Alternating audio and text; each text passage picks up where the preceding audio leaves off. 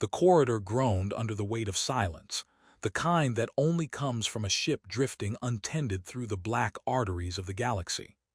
Panels flickered intermittently, bathing the walls in stuttering blues and greens, casting shadows that danced like reluctant phantoms. Somewhere in the distance, the faint hiss of escaping air whispered secrets of the ship's decrepit life support. He moved slowly, careful not to trip over loose cables and jagged floor panels, his boots clanging in a rhythm that seemed almost musical against the stillness.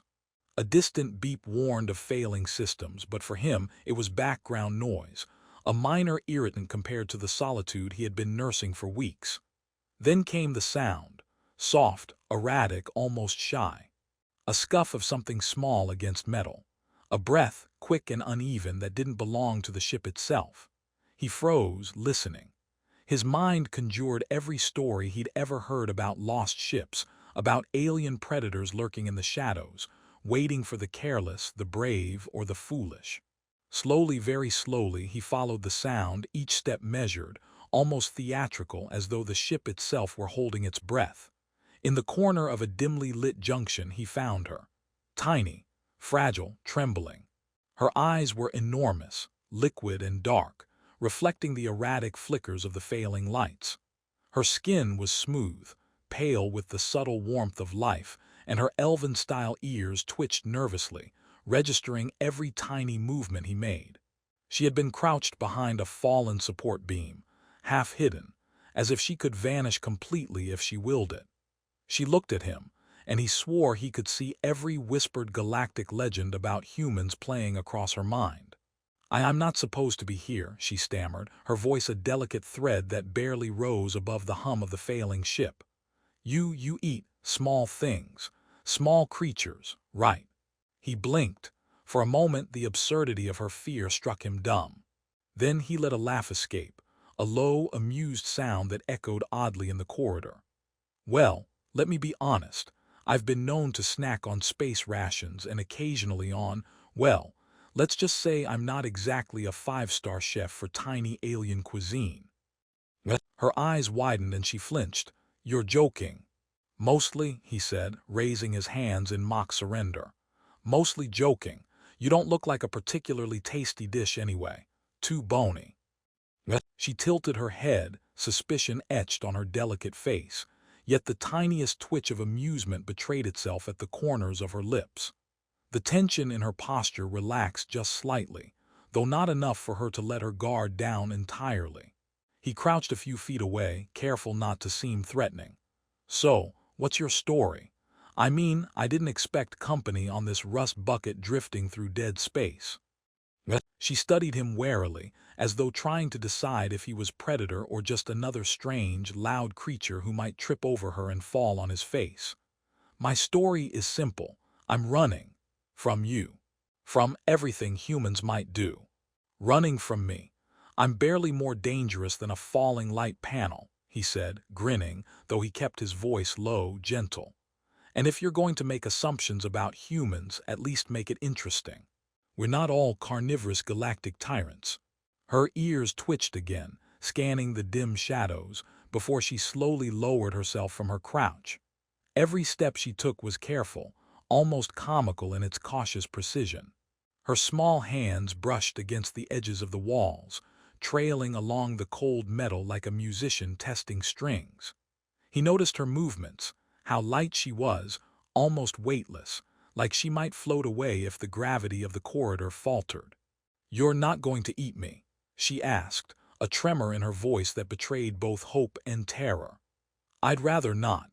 I've heard too many complaints about indigestion from tiny aliens," he replied, and for a moment even the flickering lights seemed to pause, waiting for her reaction. She sniffled, unsure if he was teasing, joking, or telling the absolute truth. "Fine," she muttered, crossing her arms in exaggerated indignation. "I don't trust you yet, but I won't run for now." He chuckled and shook his head.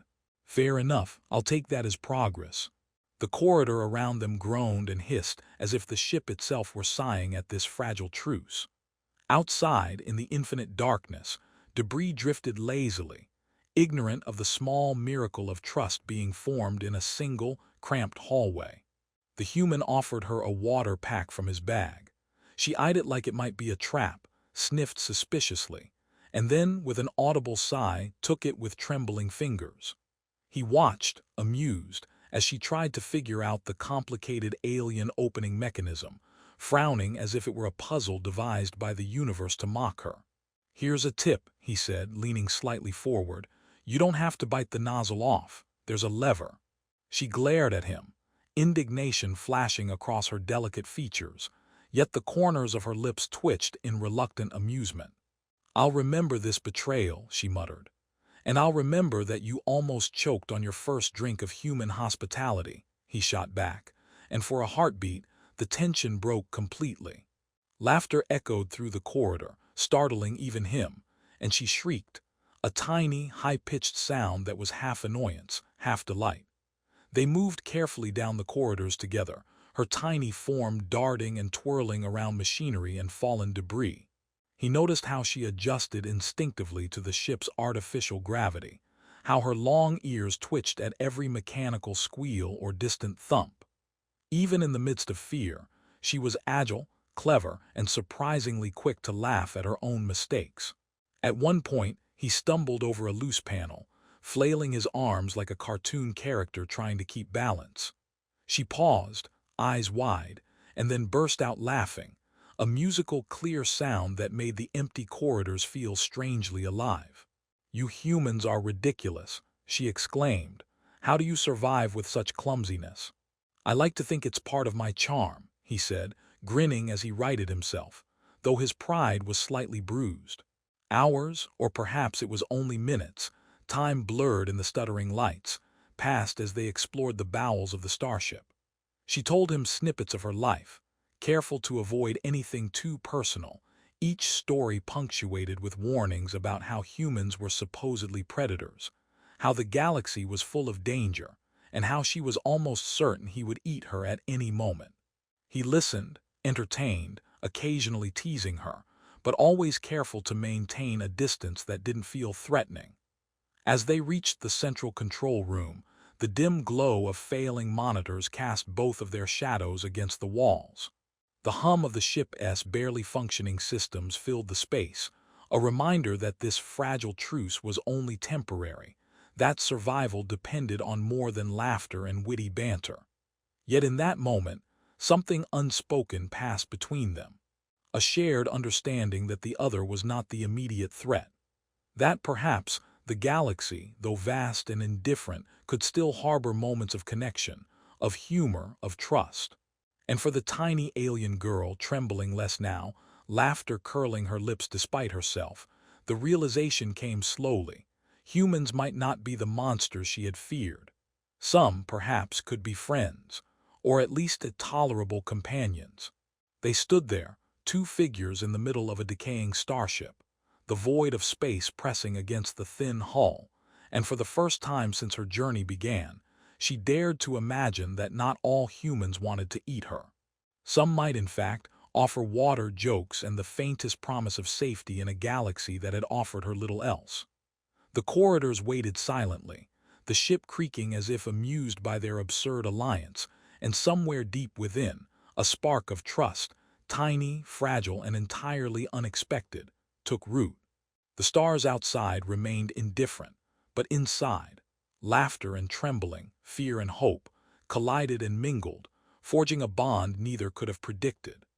And so, among flickering lights and the hum of failing machinery, the tiny alien girl and the human man began the first steps of an alliance that might, in the vast emptiness of space, prove to be far more extraordinary than either of them could imagine.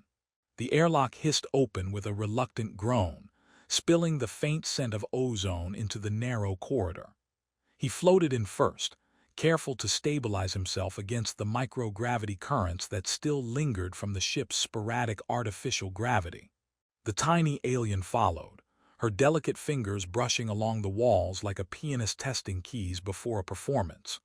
Her long, elven-style ears twitched constantly, picking up the subtlest vibrations, pings of distant machinery, the echo of a tool clattering somewhere deeper in the ship, even the faint whine of a ventilation system struggling to keep stale air moving. She was small, almost comically so, and yet every movement was precise, deliberate, a combination of caution and innate agility that made him want to warn her against overthinking it. But he wisely held his tongue. "You're taking forever to decide which panel to inspect," he said, hovering beside her, voice light but teasing.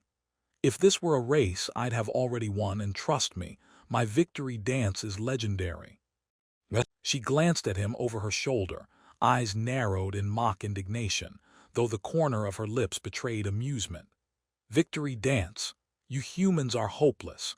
I've seen more elegant moves from a drifting asteroid." He laughed, spinning once to demonstrate, which ended with him crashing gently into a loose conduit, sending sparks dancing across the ceiling.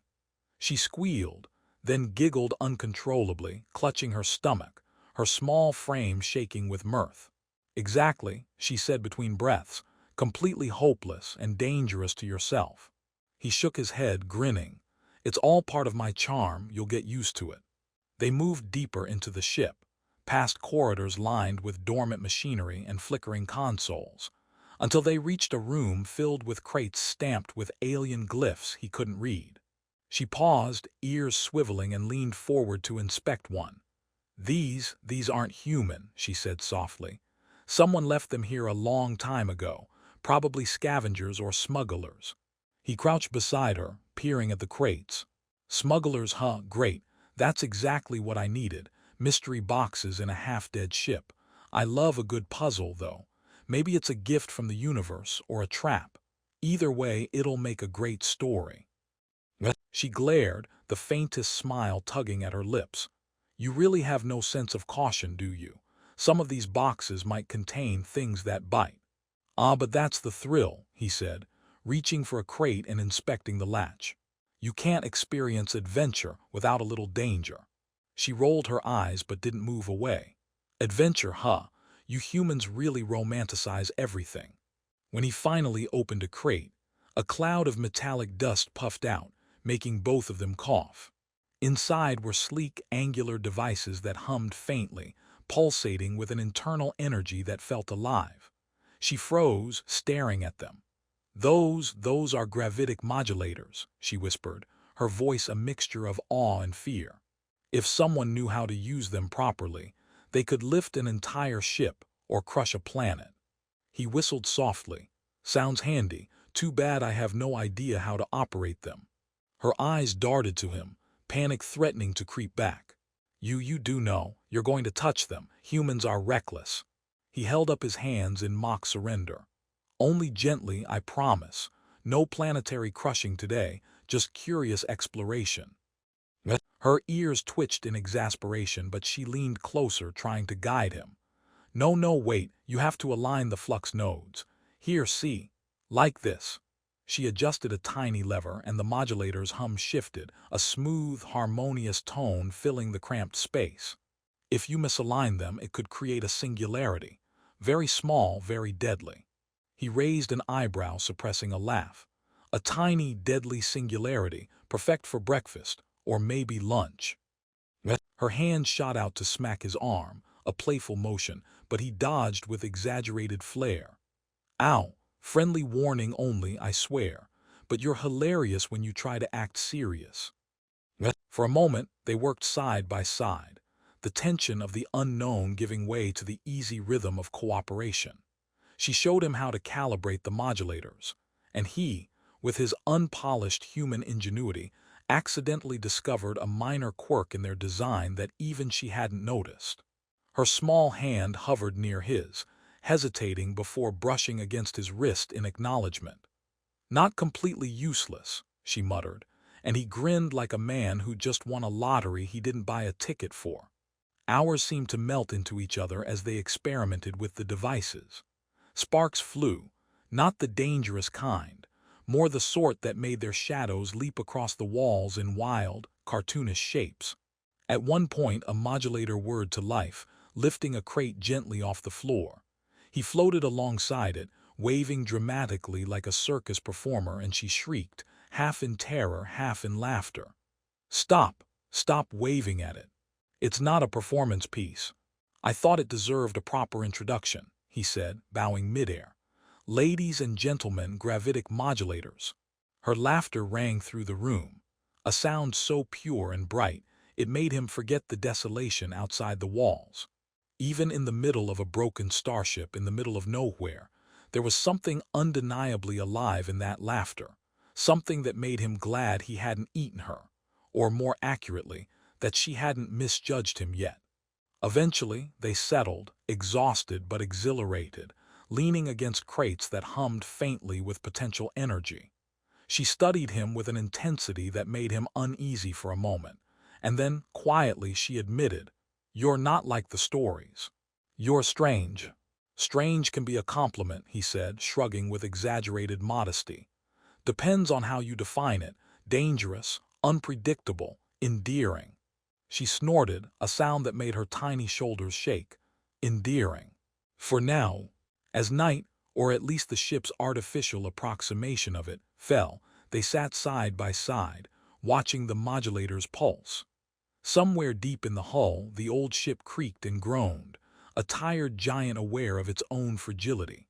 Outside, stars wheeled silently in the infinite dark, and inside, a human and a tiny alien girl shared a fragile, fleeting companionship built on curiosity, humor, and the faintest spark of trust. She shifted slightly, brushing against him in a gesture that was both tentative and deliberate. "Tomorrow," she said softly, "we deal with the rest of the ship, more crates, more humans potentially trying to eat me." "Deal," he said, grinning. "But tomorrow we start with breakfast, and don't worry, no one's on the menu." She rolled her eyes but smiled anyway, her long ears flicking in amusement. "You really have a lot of nerve, human." "And you have a lot of courage, tiny alien," he replied, stretching his arms and floating lazily against the wall. "Together, we make quite the team." The modulators pulsed gently, almost as if approving their alliance, and somewhere in the hum of dormant machinery and flickering lights, the small alien girl allowed herself the tiniest hope, that humans, despite all the stories, could sometimes be allies rather than predators. That trust and laughter could survive even here, on a ship that seemed determined to forget it existed.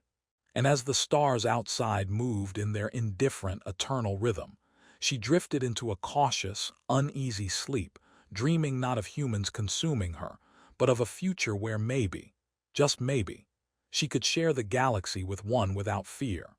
The emergency lights flickered on in a harsh, red pulse, casting jagged shadows down the narrow corridors of the abandoned research vessel.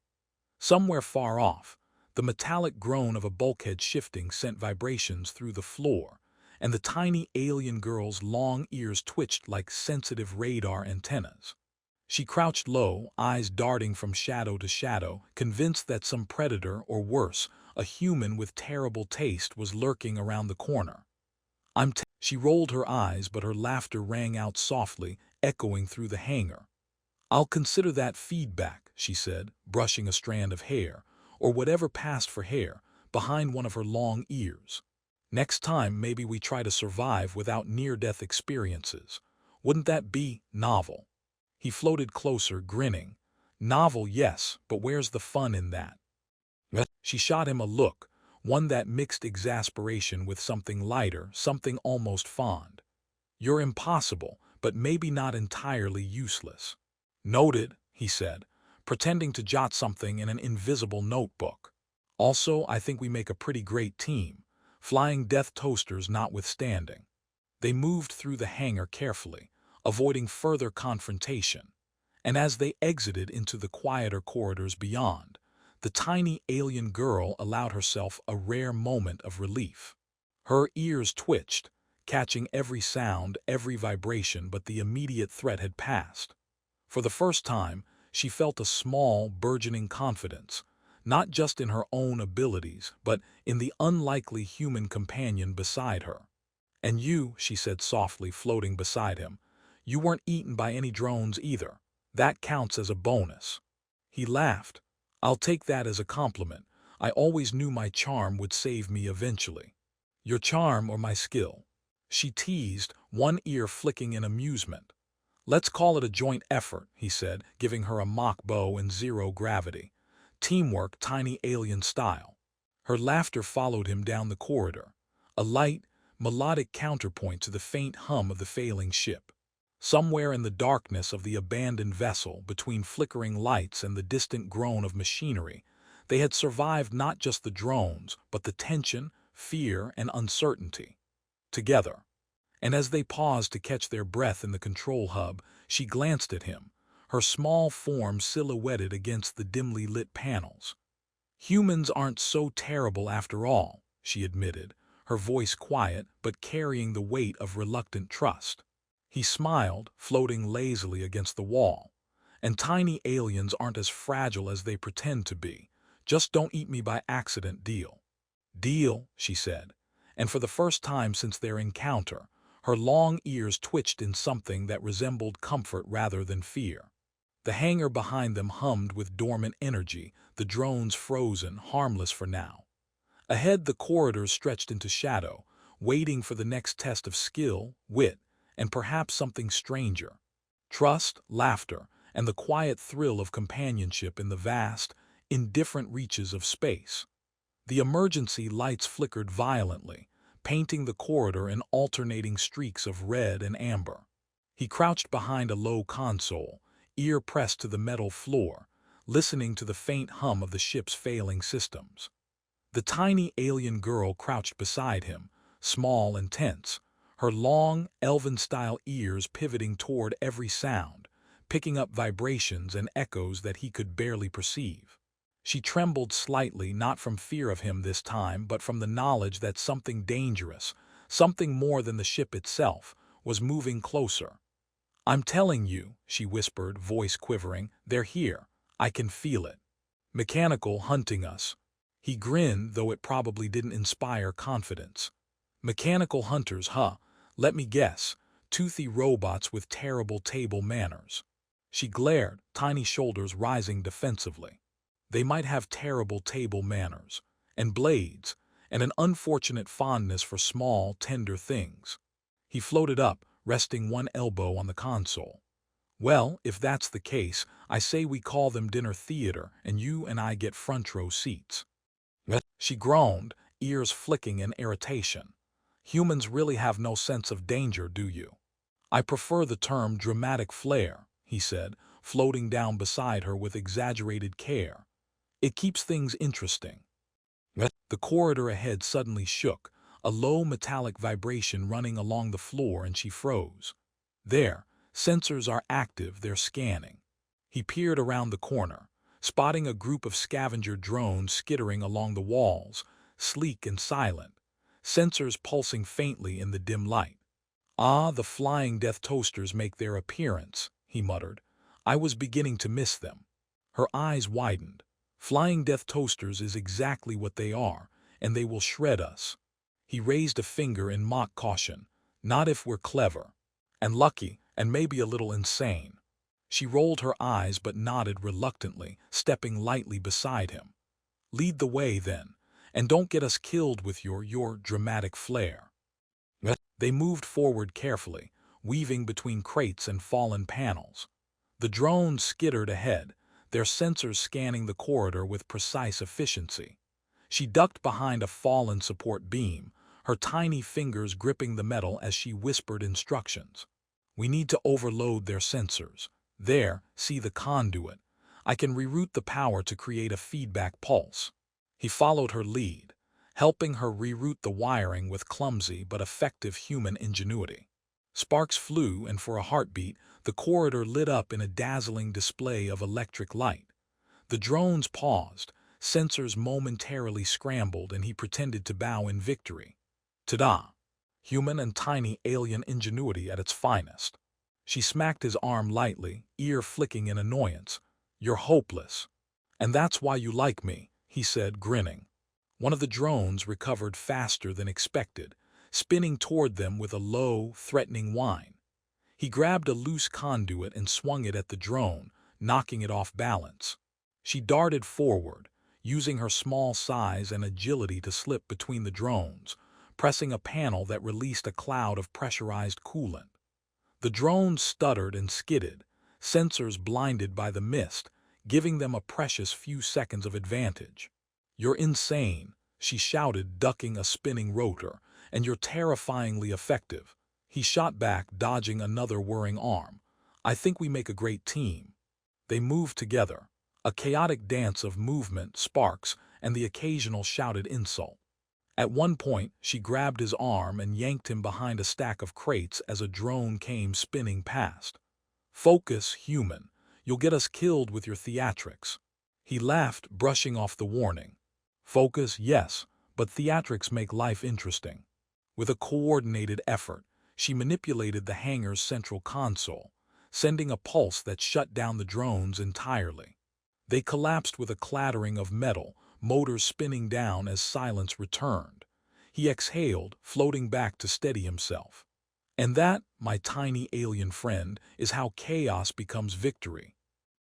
She blinked at him, chest heaving, tiny hands brushing against her knees to steady herself. "Victory and near-death experiences.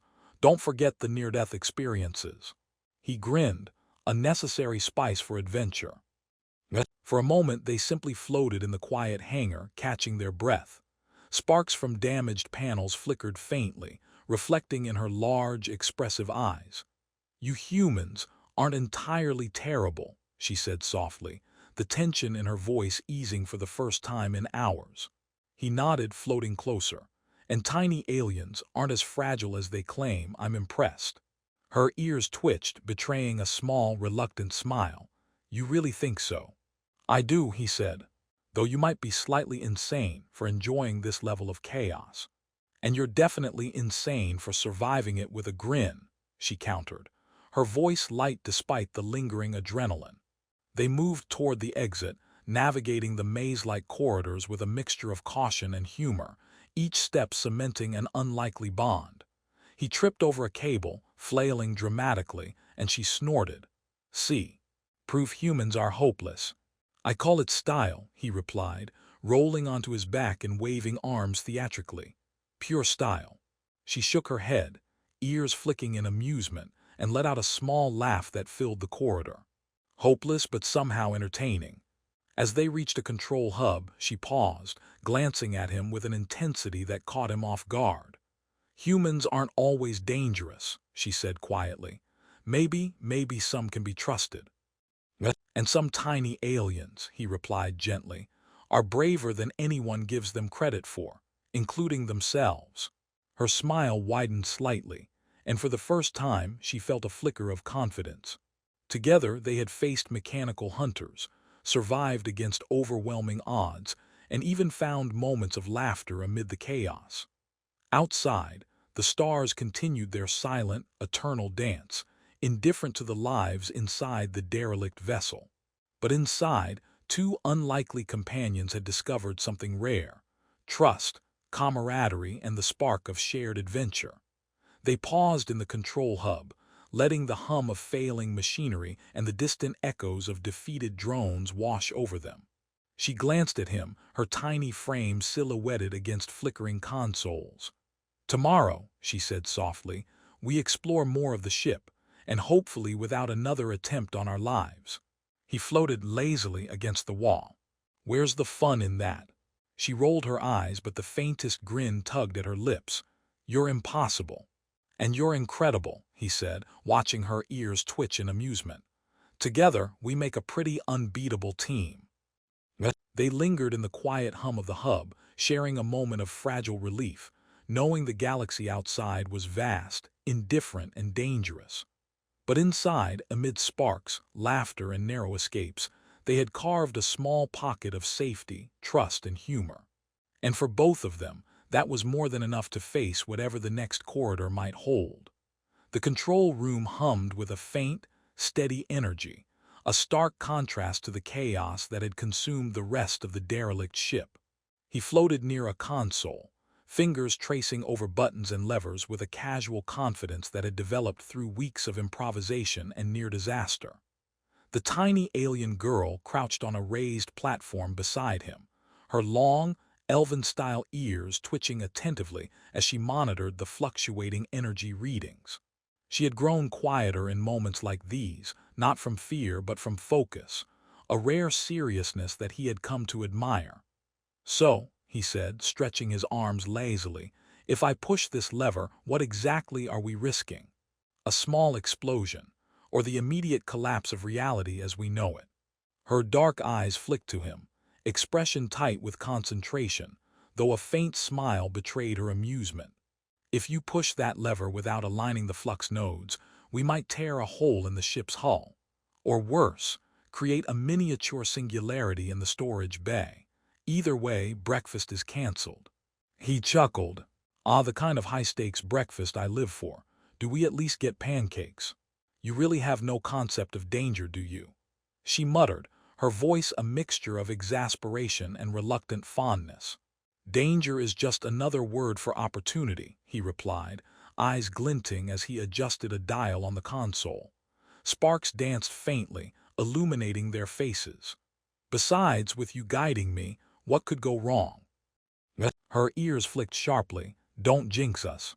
They worked in tandem, her small hands moving deftly over the interface, while he provided the brute force and improvisation necessary to complement her precision.